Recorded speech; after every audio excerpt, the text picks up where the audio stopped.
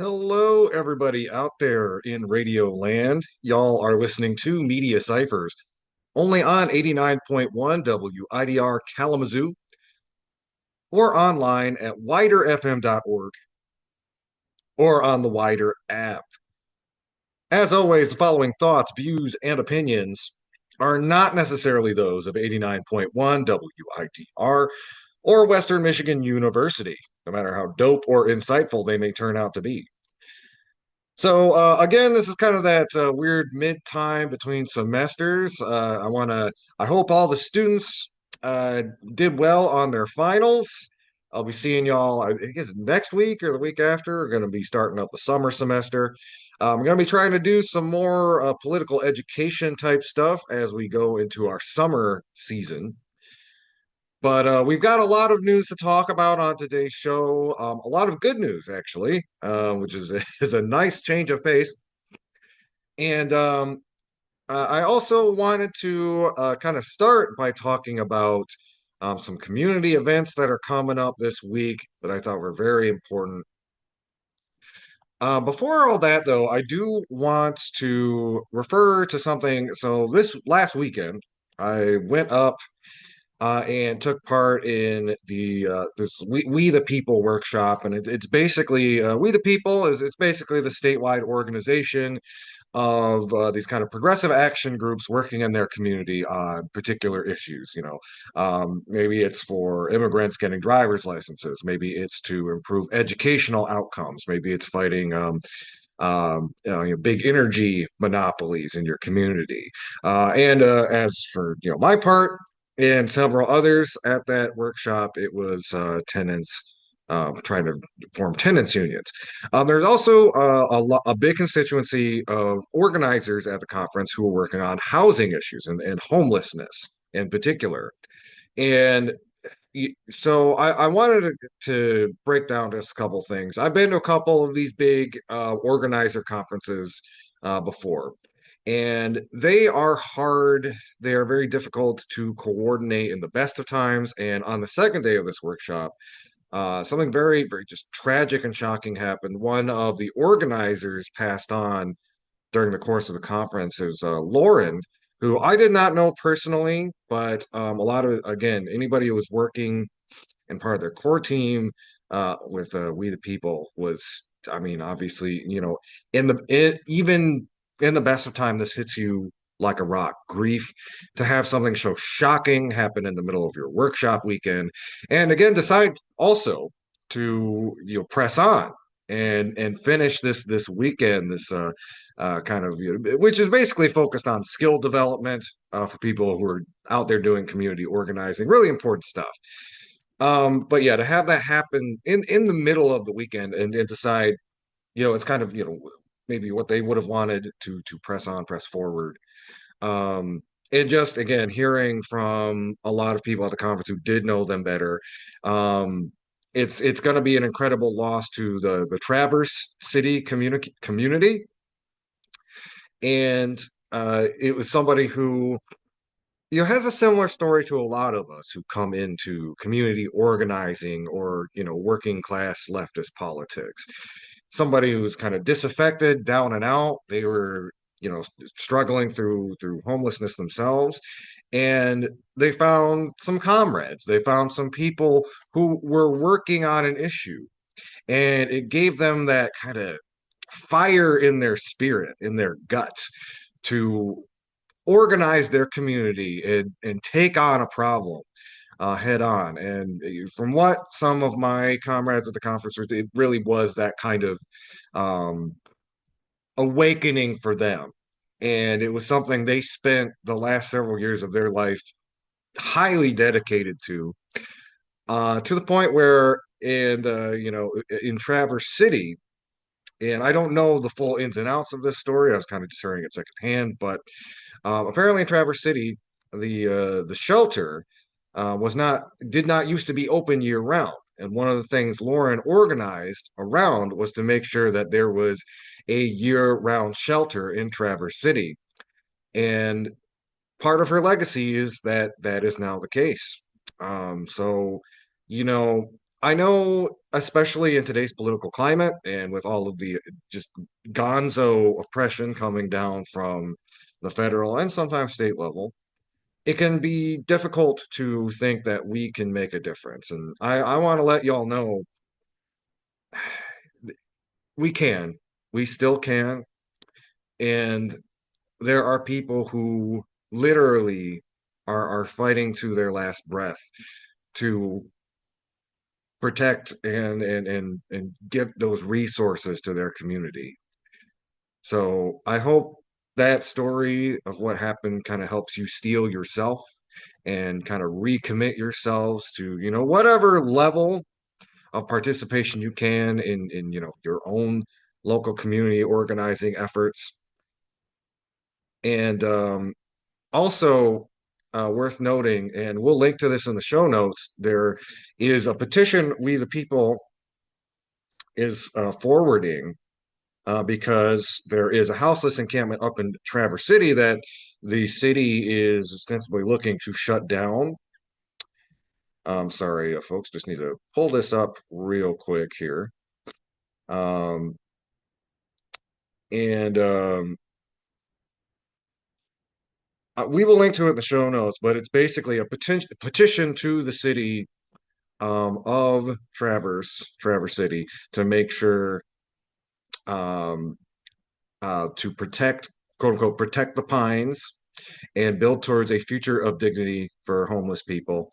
And we will link that petition in our show notes if you want to sign off on that yourself. Rest in power, Laura. And with that, I wanted to talk about a couple of movie things going on in the community this weekend that are really important. I'm going to start by talking a little bit about No Other Land. If you didn't know, there was a screening of No Other Land at Dormouse Theater the other night.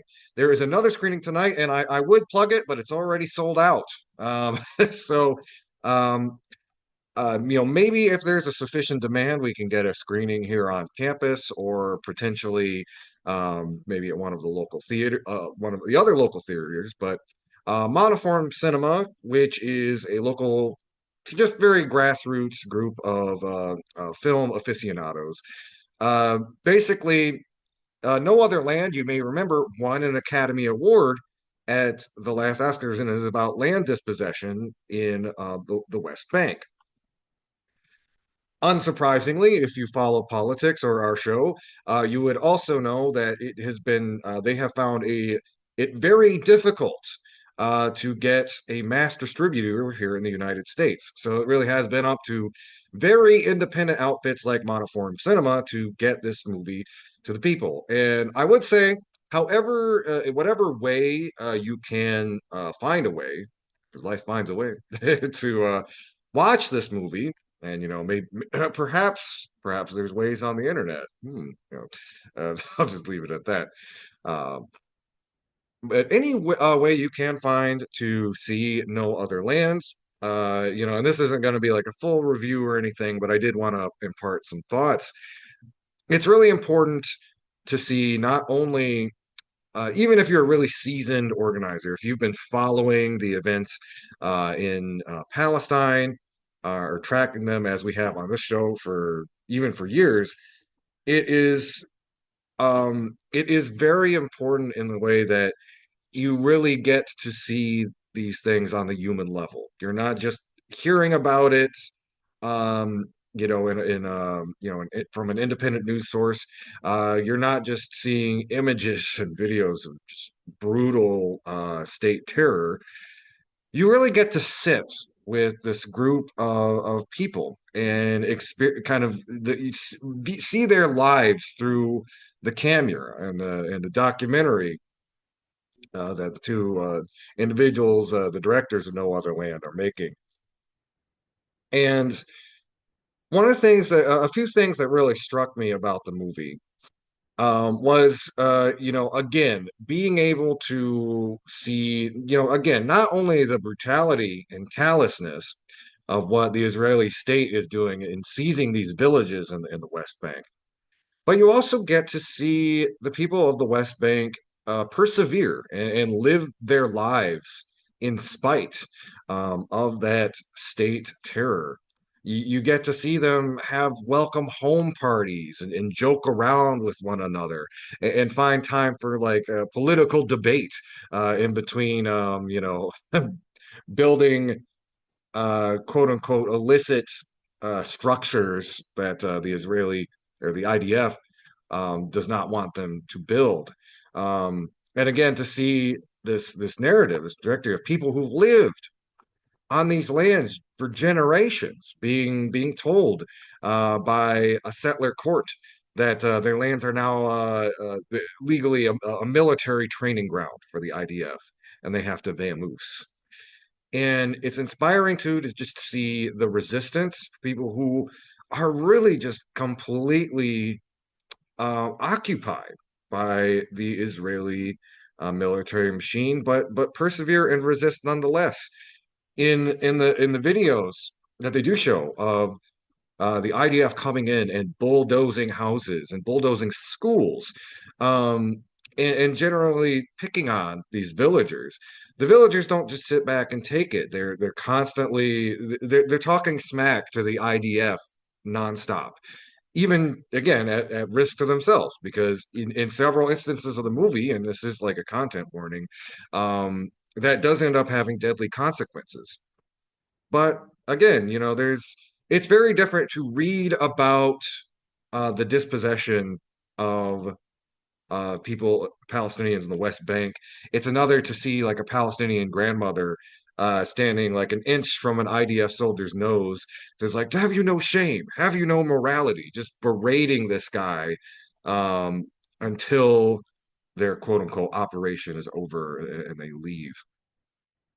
Another thing that really struck me about the film, again, was the relationship between the two directors. Uh, well, there's four directors, but the two that are kind of in the film themselves, Basil Adra, who's a citizen of the West Bank, Palestinian, and Yuzal Abraham, who is a sympathetic Israeli journalist who is against the occupation.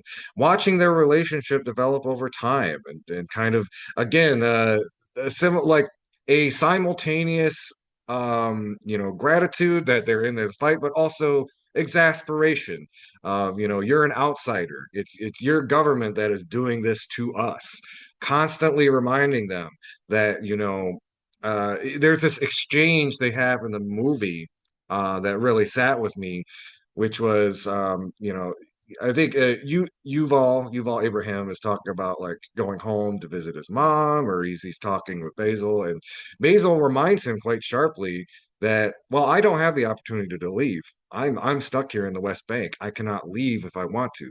Palestinians do not have freedom of movement. And they have another similar conversation where Yuzel is talking about like he's really obsessed with how many people are reading his articles about what's going on in the West Bank, and just wishes he could do more. And Basil really kind of speaking more wisely beyond his years. He's very young, I think early 20s. Kind of takes the user back and like, you are very enthusiastic and you're a little too enthusiastic. And he reminds him, this is a struggle that's been going on for decades. You're not going to end the occupation by, publishing a few articles. And this isn't somebody who's advocating, Basil in the film is leading protests all around the West Bank 3 times a week, while also trying to work as an independent journalist and support his family who run this small gas station in one of the villages. And, he does this again at great cost to himself. And, up to and including, again, targeting by the state. There's a sequence where the IDF comes in to raid their village because Basil has been speaking up, because Basil has been organizing protests and publishing these articles telling the truth about what Israel is doing in the West Bank. And another thing that, and kind of tied into what that conversation we're talking, was kind of the struggle between Nihilism and revolutionary optimism, which both of like these two directors or kind of protagonists of the film struggle with at different points. You have Abraham who's going on Israeli news outlets and being told that he's like he's basically a traitor, that he's basically being debated with these lies about Israeli ownership of the land. And then Basil, who is doing everything he can, he's getting on every press outlet he can muster, getting on Democracy Now!, et cetera, et cetera. But the struggle continues, and things only seem to get worse.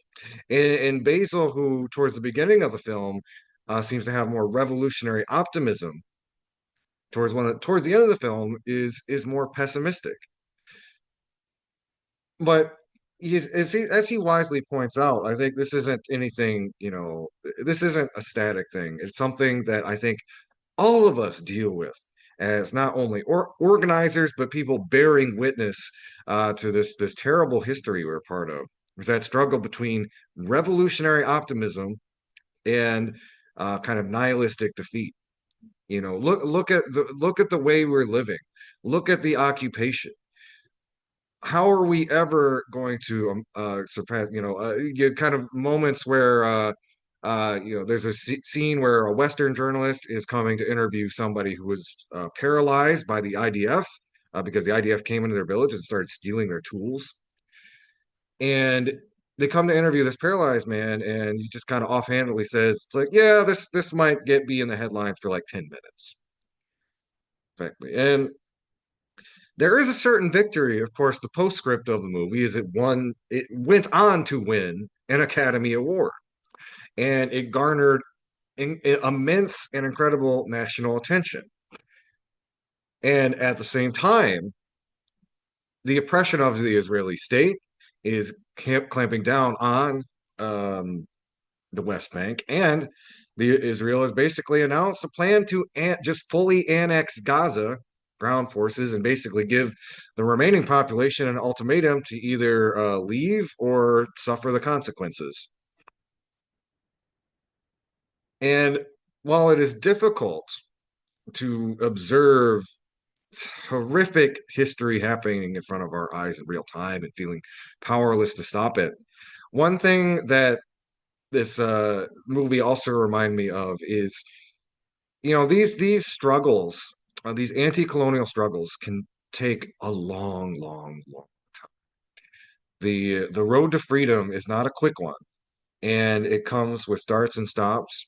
And even at times like these, you know, and I've been watching Andor a little bit again, and it's something I'm reminded of from season one. He said like, what do you call what do you call it when they just decide they need to kill all of us rather than continue the project? And that it's Andy Serkis's character. It's like that's power. It's like Andor, he's like, no, that's what power does when it panics, when it realizes it's losing its grip on power, when it's losing the narrative. And that's what has happened to Israel last since October 7th. They have been losing their grip on the narrative. People have been seeing with their own eyes how the IDF operates, what they are doing to the people of Palestine. And no amount of APAC money or counter programming in the mainstream media has been able to put that genie back in the bottle. The power in Israel is panicking. And if the one crutch that they have is the way they can lean into the US empire, well, Trump administration is kind of a double-edged sword because one, they're gonna help Israel do whatever they want. They have no moral compunction about that. But unlike Biden, it is also a very unstable administration, something that we are going to be bearing the consequences of here in America for the next couple of years. But how long are they going to be able to depend on the U.S. empire as a crutch when it is an empire in decline? How much longer can they get away with this stuff now that the whole world knows what they're doing and the whole world is against it, literally except for the United States? Well, if you're in a struggle that's taking decades, and as some people have commented, I remember let's talk a little bit about the SJP event that happened a couple weeks ago. And one thing they noted is like, despite all the horror, there's been more hope that there is like a finish line in sight for the Palestinian struggle than there has been in a very long time. And, that's something I think we should all take to heart. And again, if you get a chance to see No Other Land, however you do it, again, they're sold out at Dormouse tonight. But given how popular it was, maybe we can find some other local groups or entities to play this film. But it is worth watching whether you are, uh, been following this stuff very closely for years or decades. It is also especially worth watching if maybe you don't know a whole lot about the Israeli-Palestine conflict, because it is a very excellent primer on what colonization and what the dispossession of your homeland looks like on the ground in real time. And that I think is what not only made it an Academy Award winning documentary, but to Basil and to Basil and Yuval may just change the world or push the needle in a way that both of them were kind of hoping for, especially early in the film. Of course, that doesn't come without personal sacrifice and consequences. So Basil got kidnapped by the IDF after the film won an Academy Award, and they beat the hell out of him. They didn't kill him; they did beat him up. How dare you tell the truth and win an award about it? But again, kind of going back to that quote, that is what power does when it panics and when it is losing control of the narrative. On a similar note, I also do want to highlight this week over at Celebration Cinema. Through Thursday, they are going to be screening the documentary The Encampments around 5:45. And I really do encourage, especially some of the college folks and students who are listening to this, because that is a documentary focusing specifically on the 2024 Palestine Solidarity campus encampments at Columbia and other pro-Palestinian protests at university campuses.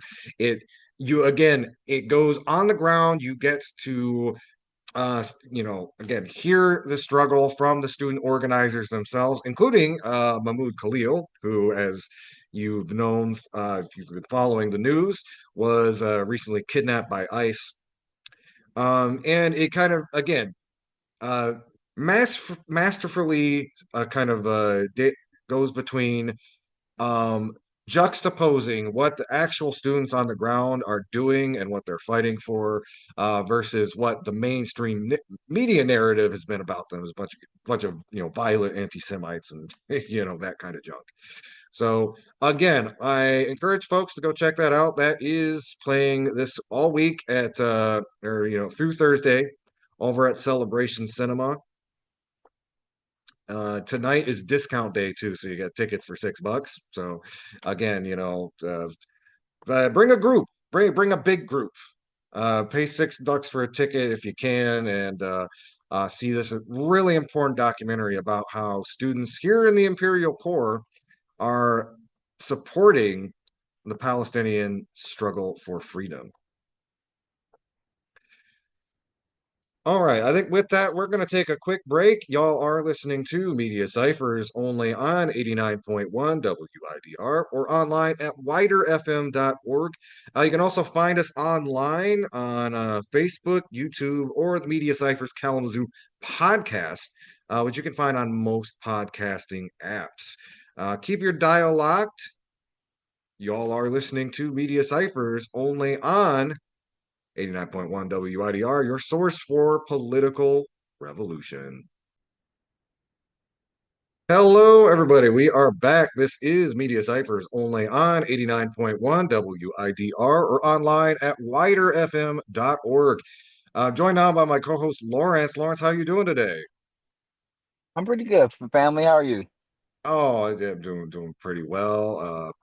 Yeah, it's top of the show. I was talking a little bit about got was at a big organizing conference earlier this weekend, and anyway, um, let's go Oh dive wait, right into it. I organizer want conference? Organizer conference? What was Yeah. that?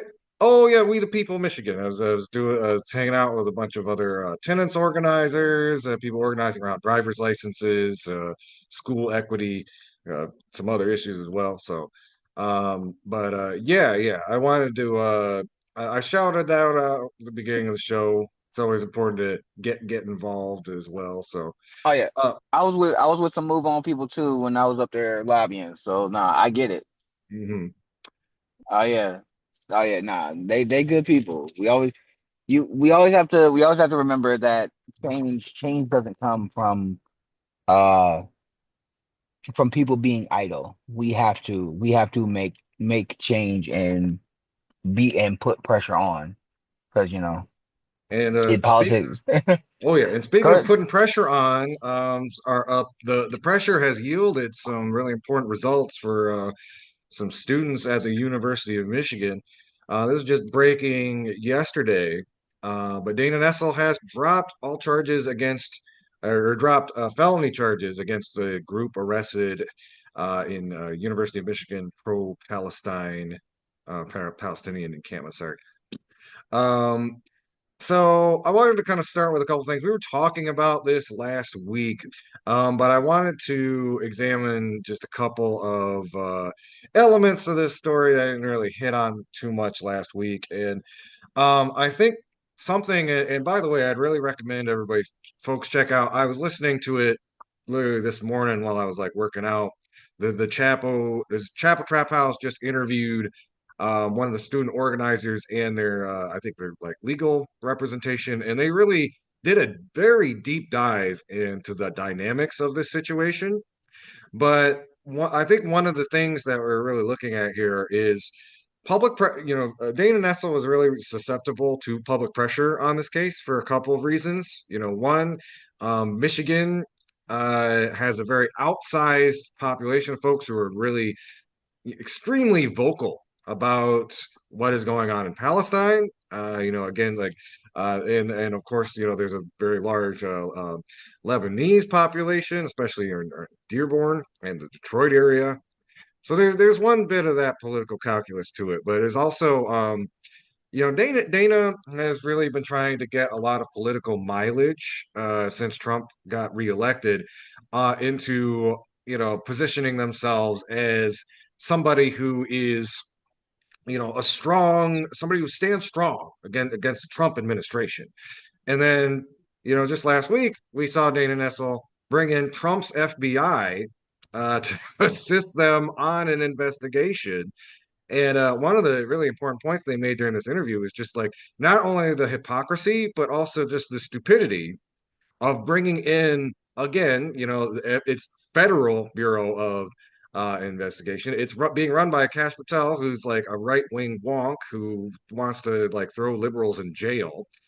And she pointedly invited them to help on a situation that was multi jurisdictional vandalism, which it's, I don't know if that sounds like something to you, Lawrence. You typically call the FBI about, and even in her press release, she was really trying to downplay. She did not mention the FBI at all. I think she even realized that was a big that was a big uh-oh on her part. But Yeah, nah, dog. She stepped in it, and I mean, liberal Zionists. I'm not calling her a liberal Zionist, but a lot of people who have strong pro-Israeli ideology that cannot, for the life of them, see how in this particular situation they are Goliath. They are not David in this situation. When David versus Goliath, they are the ones that are. overwhelmingly causing harm to those to disenfranchised people, and it's difficult for them to square that circle. Um, and I get it.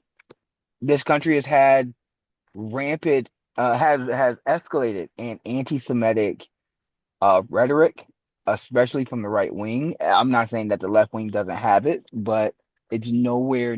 But anyone who's being honest will tell you it's nowhere near the same as the right wing side. So fighting against it, especially from a position of power, I'm not mad at her for that. I am mad at her when constructive criticism uh that students are doing, that that's doing boycotts, divestment, and sanctions, that are doing things the proper way, that they are not being anti-Semitic in their language. They're talking about a policy decision that a government is doing, and she was using her power as the AG to step on or silence them or to do cancel culture to to harm their free speech. That is the thing that we are criticizing. We're not criticizing the fact that she fights against people who she believes is anti-Semitic. I would never disagree with her on that. As a matter of fact, I would support her going against people who are actually doing anti-Sem who are being anti-Semitic. Those protesters at University of Michigan was not. They were targeted. They were harassed. Their doors were knocked in by the FBI or whoever those law enforcement were, and she co-signed it. You, in fighting back against fascism, became a fascist enabler.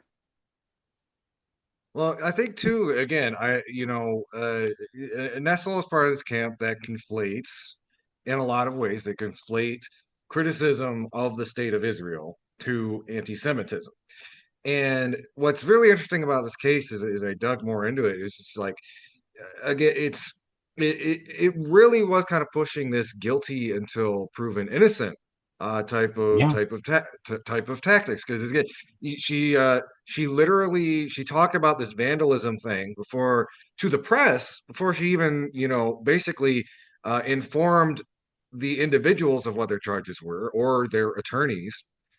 And one thing I found that really interesting about like you're supposed to explain probable cause when you are issuing these warrants, unless you think that there is something uh basically integral to the case about keeping these things secret or hidden. That was their initial argument, but then the next day she comes on and tells the press what it is.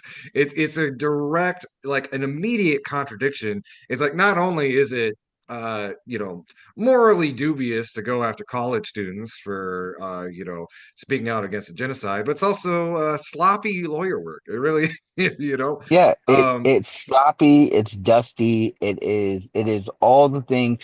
It is everything we criticize Trump and the Trump administration of doing. It mhm. is. It is. It is everything that you would criticize right-wing fascist authoritarians of doing. Hey, you don't like somebody because of their free speech. You don't like them because they're challenging power, right? Not that Mhm. they're challenging power or that they're talking about a religious group, because we've talked about on this show that Zionism and Judaism are not the same thing. They're not. One is a political movement. The other one is a religious group, right? And and those things can cross paths, but they're not the same.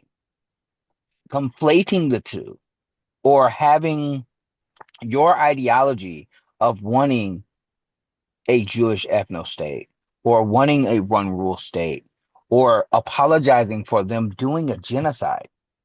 When you are making excuses for the people who are doing the genocide, you are in the wrong, regardless of your religious affiliation, regardless of your race, gender, creed, or any other thing that will put you in a specific category.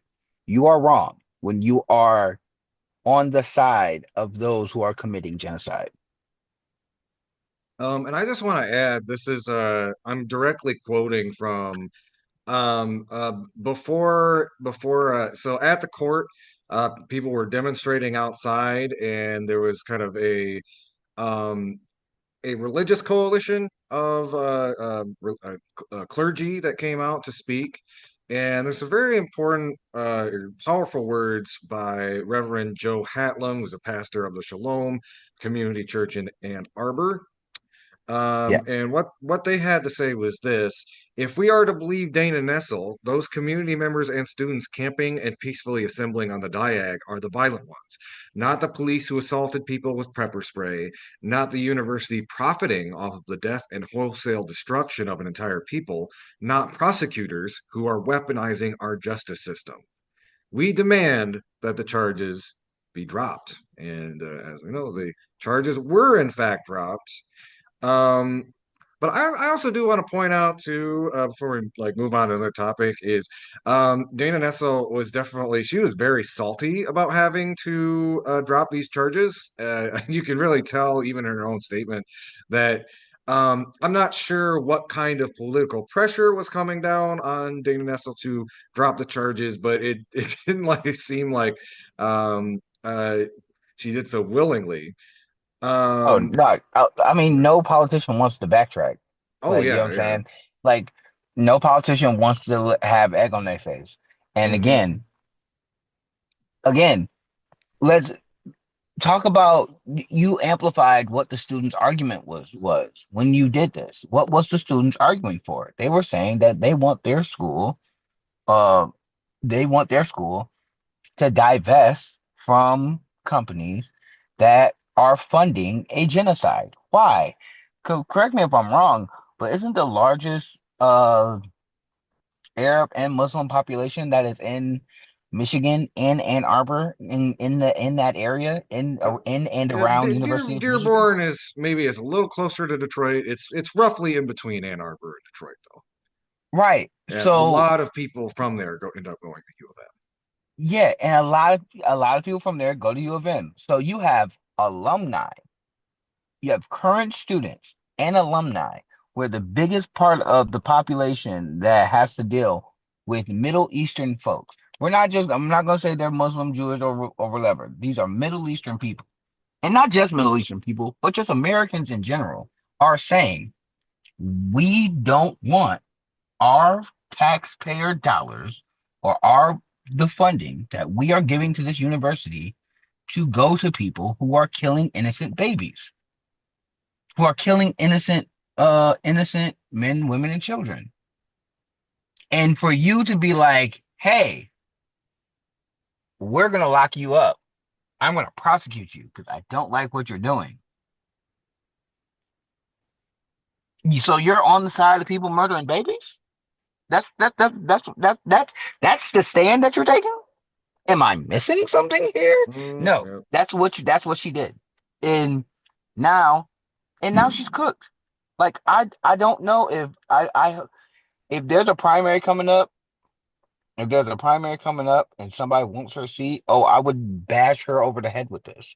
I think I would, she's restricted by term limits. She's in her second term right now, but I would yeah. say if she had other political aspirations in the state of Michigan, Oh, she's really dog, she's shot herself in cooked. the foot. Yeah.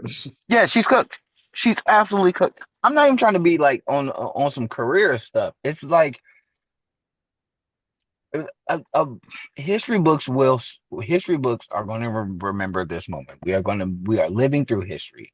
History books are going to and we're going to have to say, hey, when you were in a position of power, when this genocide was happening, what did you do? And history will remember that, hey, she tried to lock up peaceful protest. She would try to lock up protesters. If they vandalized a building, that's a crime, understandable. But you locked up people who were protesting a genocide.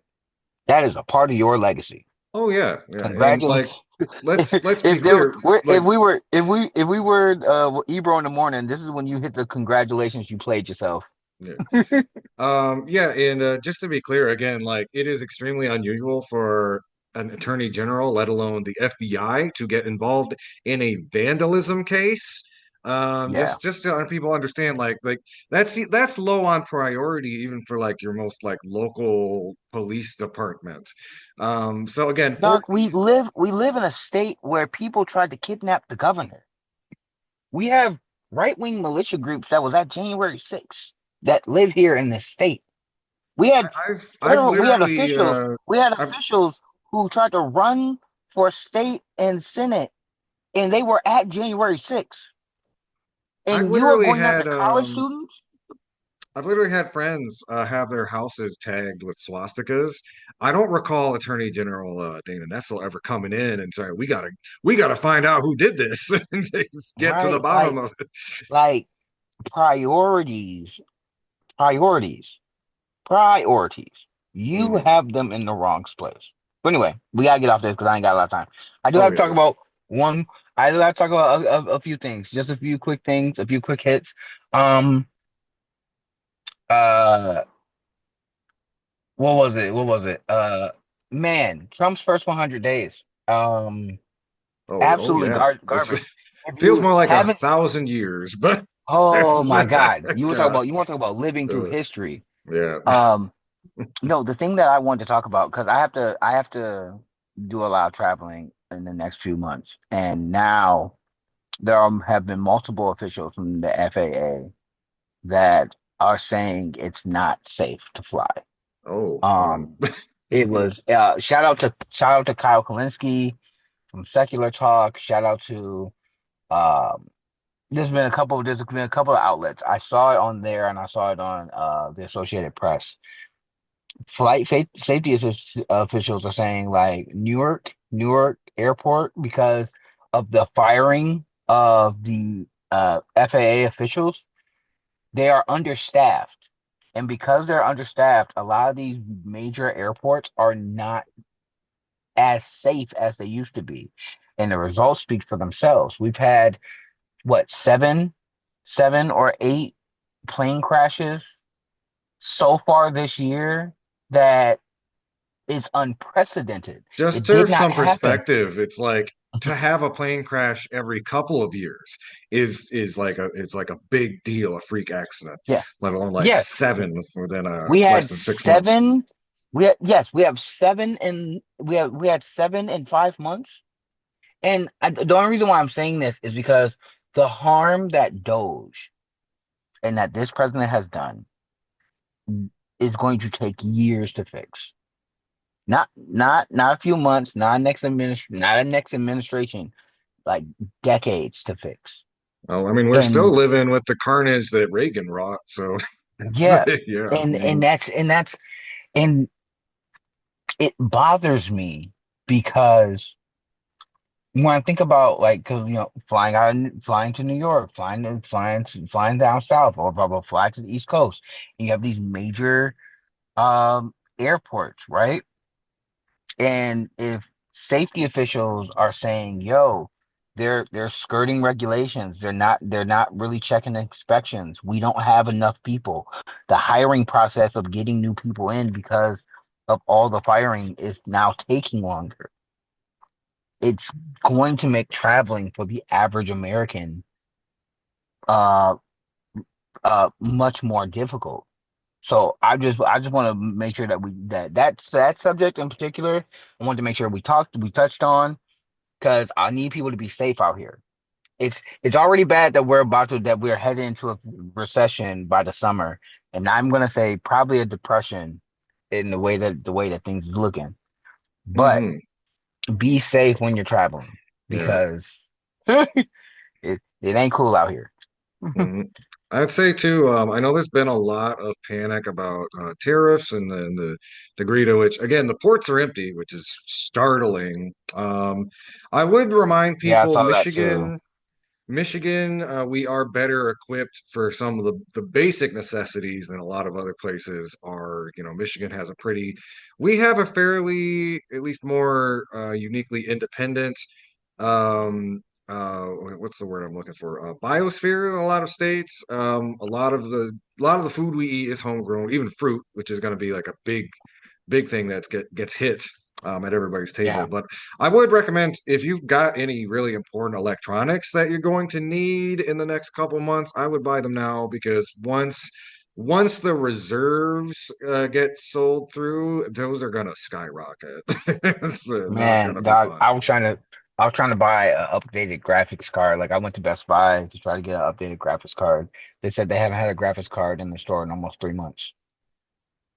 Oh And in man. in three in almost 3 months, they haven't had a graphics card. Not the one that I was looking for, a singular.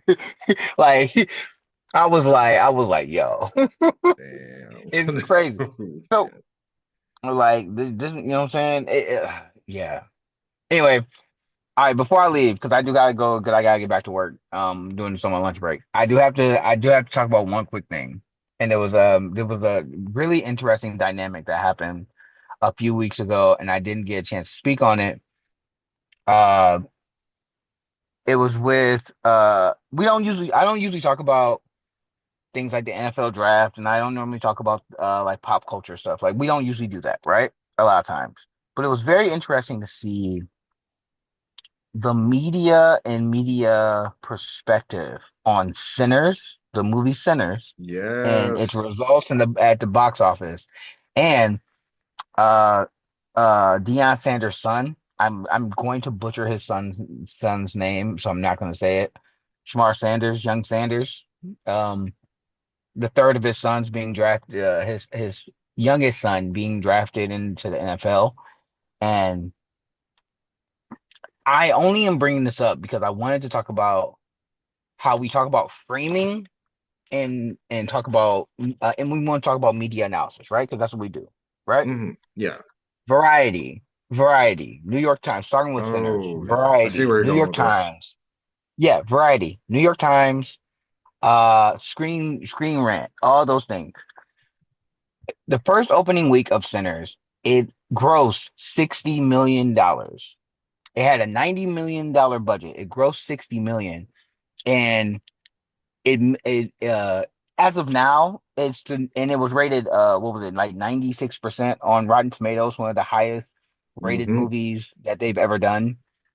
But when you looked at their headlines, they were saying it's a box office hit, but uh, it's still underwater. It's made this many millions, but we're not sure about its success. I want to remind everybody that when Once Upon a Time in Hollywood came out, it also had a $90 million budget, and it grossed 60 million in their first week, and they just called it a box office success, Hmm.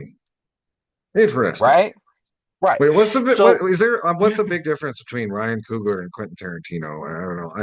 Hmm, I mean, I I get. mean, or just the cast in general, Yeah. right? Yeah. Um, the reason why I wanted to bring that up is because the humbling. So, and the reason why I'm bringing that up, I'm tying that to the Shador Sanders thing that happened by every metric, just like in the NFL, by NFL Combine and analysis. Out of the 500 athletes that was supposed to be drafted into the NFL, Shador was number 10. He was number 10 or 12 out of the 500, and he was the number one rated quarterback out of that draft. And he got drafted in the fifth round. He didn't get drafted first. He was supposed to be. It was projected that he was going to be drafted either first or second round. He got drafted in the fifth. And the reason why I want to bring this up is because of the humbling slash buck breaking that you see and the manufacturing consent of devaluing not just black people but black production by every measure that those industries had. Chador was the number one rated was the either first or second number one rated quarterback, and he was in the top 15 of best athletes out of the 500 that entered. He shouldn't have got drafted where he got drafted. But because the NFL doesn't stand for the National Football League, it stands for inward fall in line.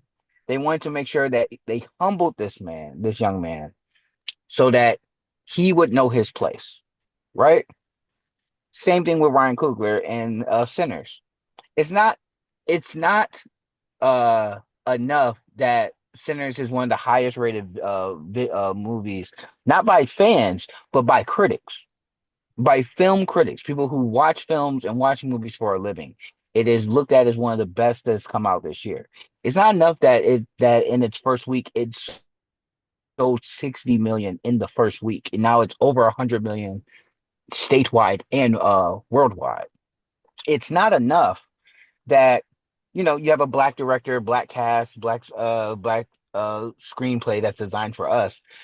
It's not enough that it hit every metric of what excellence look like, but it has to be humbled and not enjoy the same type of limelight and success or praise that other counterparts get. Mhm. And that is the manufacturing consent of the media that covers it.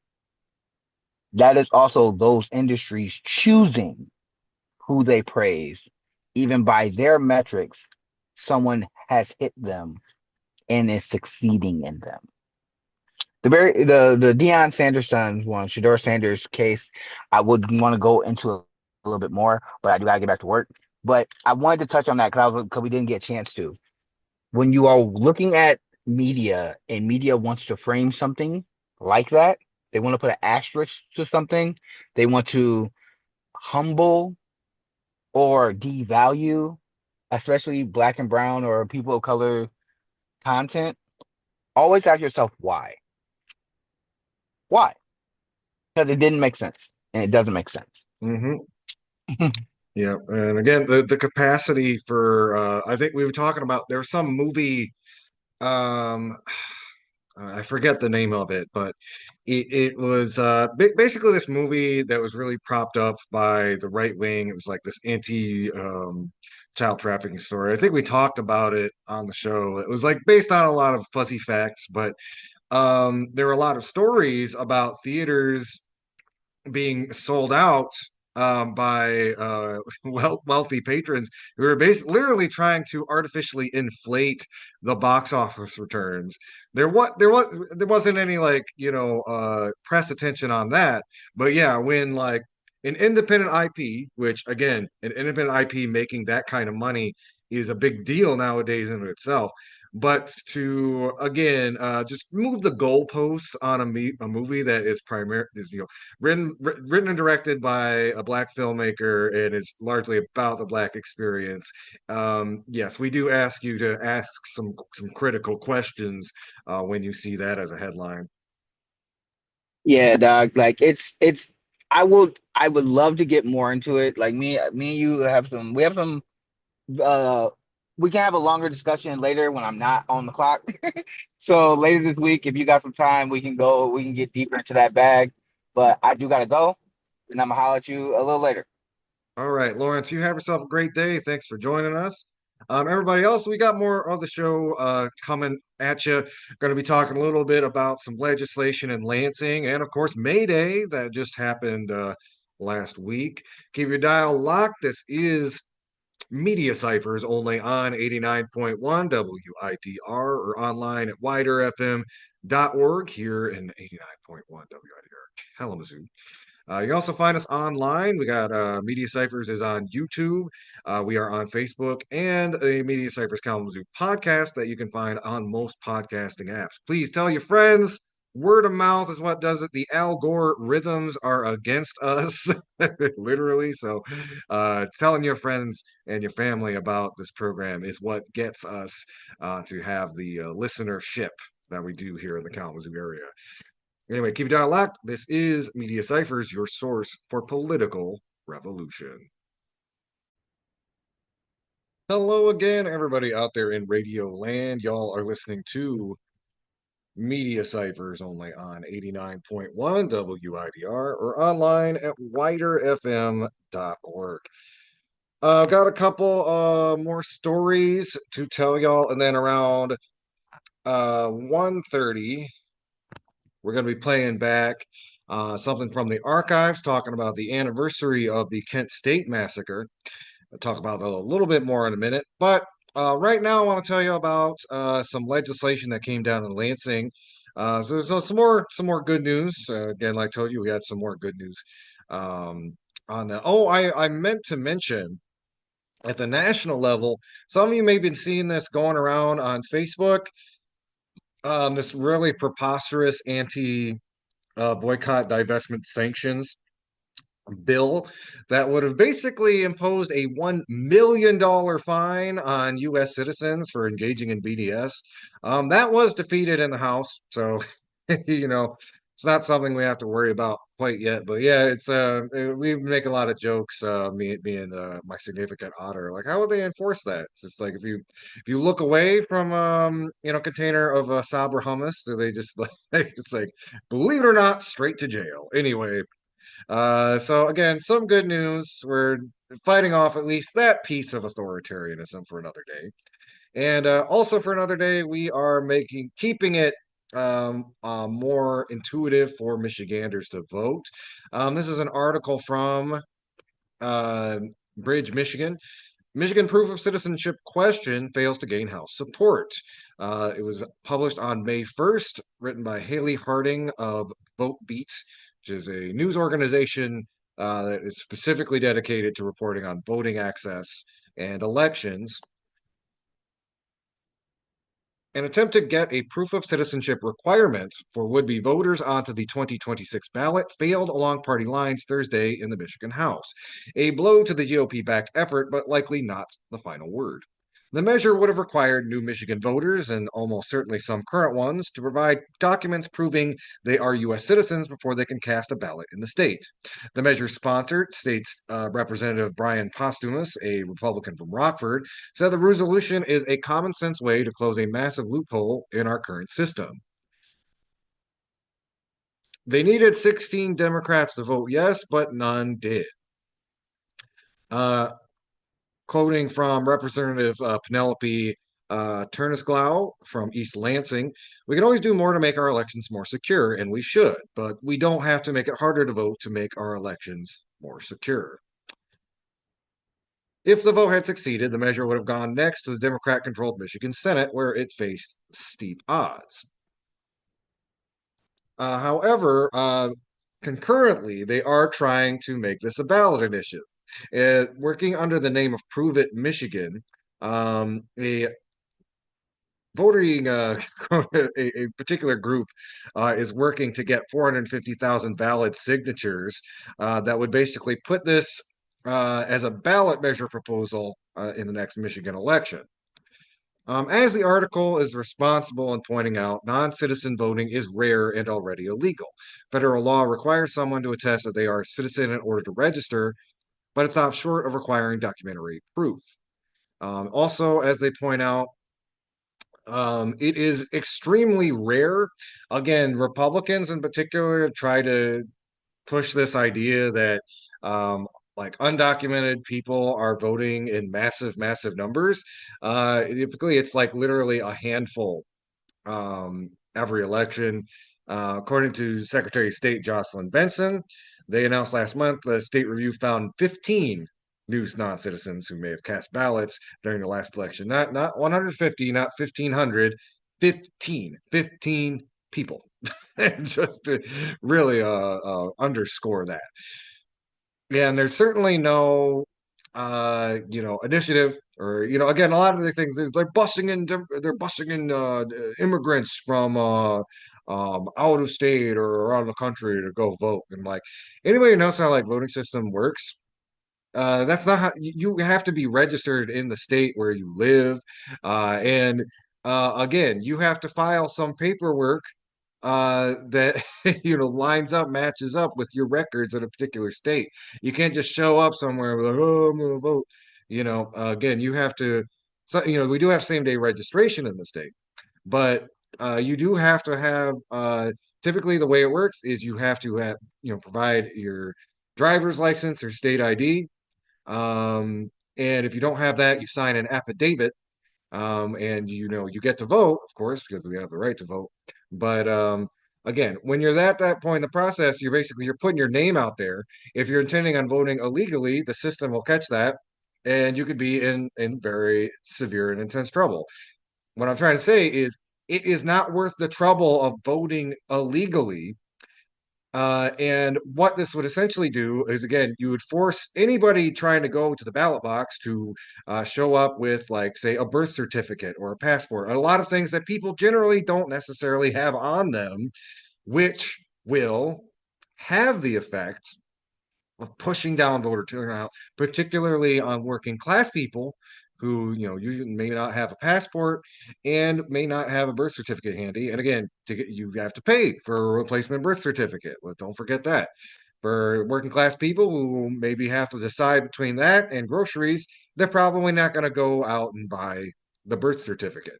These measures are about making it more difficult to vote for people who may vote for more progressive candidates or legislation. So just to make point that out.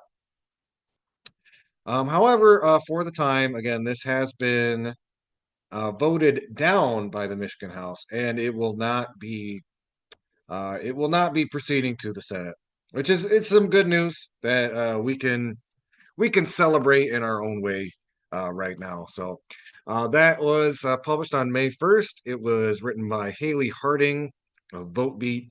Headline on that article: Michigan proof of citizenship question fails to gain House support. And I do want to point out, too, this is part of, again, a much larger voter suppression scheme. And when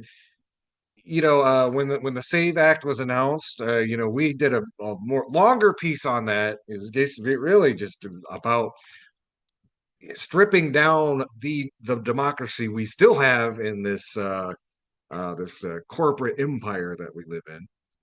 And it's definitely, again, something worth holding on to, as Greg Palast, the investigative journalist who follows election integrity issues, has said, if voting didn't matter, they wouldn't be trying so hard to keep you from doing it. And again, I don't think we ever talked about it at length, but yeah, voter suppression, we definitely need to keep fighting against it.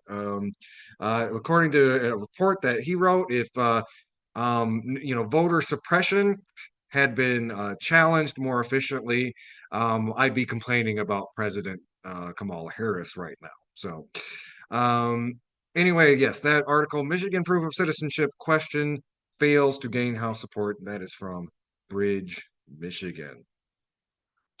I'm going to pivot now. This is an international story because it's about International Workers' Day, i.e., May Day. And I wanted to talk about, there was stuff going on all over the state. Several unions, union rights activists were gathering. I was in Grand Rapids last weekend. I know they were gathering there. There was a lot of protests in Kalamazoo, some of them more along the lines organized by, like, the 5051 folks. And then, some workers were. I wasn't here the last weekend, so I can't really attest to that directly.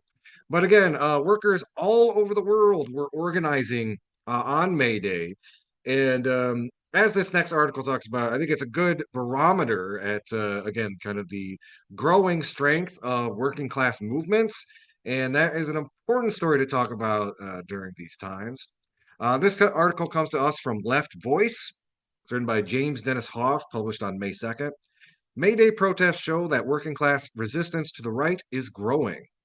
From Paris to Buenos Aires, Berlin, Manila, Chicago, and New York, workers across the world turned out to organize and demonstrate against the growing global threat posed by Trump and the far right. This May Day, working people turned out in force to denounce the rise of the global far right. In major cities across the world, unions and workers' organizations took to the streets and rallied to condemn the policies of Donald Trump and other right-wing leaders, including Javier Milei and Germany's incoming Chancellor Friedrich Merz. Protesters also railed against global attacks on immigrants, the ongoing genocide in Gaza, low wages, inflation, police repression, militarism, and attacks on civil liberties and unions. In addition to demonstrations, workers in Argentina in particular used the day to hold a mass assembly of thousands of representatives from workers' organizations across the Buenos Aires region to organize a united front against the Milei regime's attacks. All of this shows that working people everywhere are increasingly prepared to confront both the far right and the ongoing crisis of global capitalism and militarism with working class methods of struggle. In the United States, where resistance to Trump's Bonapartist regime is growing, more than 100,000 protesters turned out in demonstrations and marches across the country. In New York, leftist groups and unions marched on Wall Street chanting Free Palestine, F ICE, and Down with Trump, Up with the Workers. In Chicago, thousands of union members, including teachers and healthcare workers, turned out to denounce Trump and demand a $20 city-wide minimum wage. While in Los Angeles, where just a day before more than 55,000 SEIU members had been on strike and in the streets, dozens of other unions turned out to demand an end to the attack on immigrants. Meanwhile, in the Philippines, protesters in Manila demonstrated against U.S. terrorists, clashed with police, and destroyed effigies of Donald Trump. While in Seoul, South Korea, thousands of trade unionists rallied in the rain to demand labor reforms. However, some of the biggest protests took place in Europe, where the far right has been on the rise.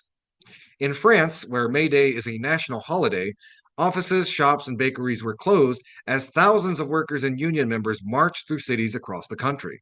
In Paris, more than 100,000 demonstrators, including hundreds of members of LeftVoice sister organization Revolution Permanente, demonstrated against militarism, the far right, and the ongoing genocide in Gaza. Demonstrators rallied against Marine Le Pen's National Rally Party and clashed with police throughout the day. Again, French protesters, they don't F around. I see like so often I see protests in France. I look at it, it's like, oh Lord, I see what you've done for other people. Will you do that for me? I mean, we gotta do that for ourselves, of course. Put a fine point on it. But anyway, in Germany, tens of thousands also took to the streets with more than 25,000 marching in Berlin. Protesters carried signs against militarism and chanted anti fascist and pro Palestine slogans. In fact, the annual Revolutionary May Day rally in the afternoon was probably the biggest pro Palestine rally in Berlin for 18 months.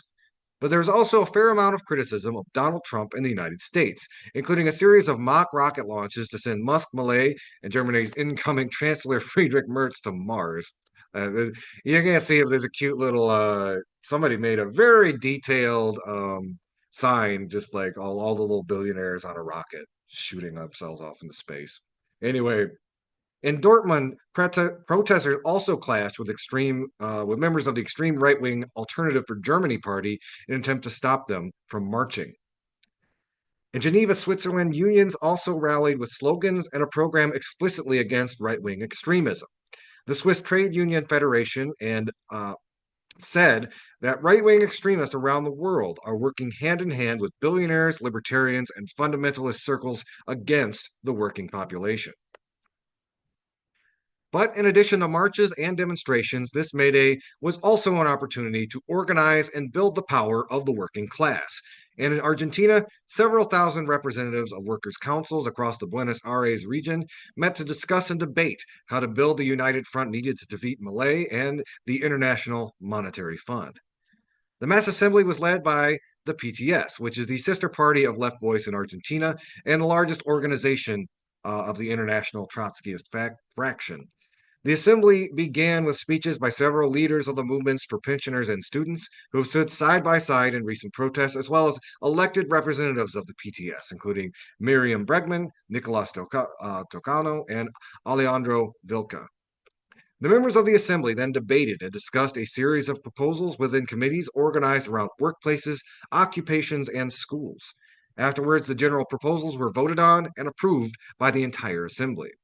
These assemblies are at once a model for and the seeds of the kind of democratic processes and organizing necessary to build the kind of working class power we need not only to defeat Malay and the far right, but all of our class enemies the world over.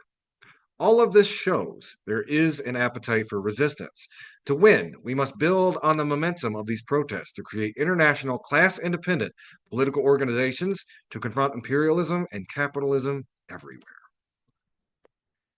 So again, that was James Dennis Hoff of LeftVoice. May Day protests show that working class resistance to the right is going. Again, if you want to read that for yourself, we will have that in the show notes. So I wanted to, we're going to be playing something from the archive here in just a sec, and I wanted to kind of give y'all some important context. So this next uh, piece we're going to be playing back, we recorded this interview about 3 years ago, back in 2022, and it is we're talking to some WMU and wider alumni about some of their experiences in the 70s organizing around the massacre that took place at Kent State. For those who don't know, we are this is the 55th anniversary as of May 4th of um, when four students at Kent State and nine other students were wounded by the Ohio National Guard on the Kent State University campus. They were protesting the Vietnam War. And I think it's, in the context of where we started the show about talking about, again, the protests against genocide in Palestine. I was talking a little bit about the Encampments movie, which is playing at Celebration Cinema this week out in Portage. It's very important to remember a similar chapter of our history when, again, there was mass unrest and resistance to the policies of the US government. We had a particularly right wing, reactionary, authoritarian president and administration in charge.